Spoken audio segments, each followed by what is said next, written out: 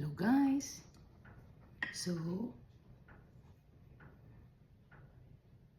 walang saba dito, kaya ito na lang ginagawa kong saba. Tapos, isawsaw natin sa bagoong.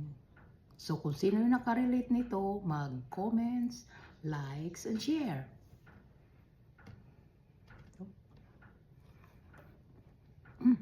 Ang sarap.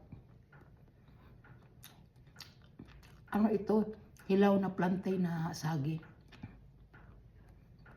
Sinaing ko. Kasi na-miss ko yung yung saba na saging. Kaya itong sinaing ko, masarap.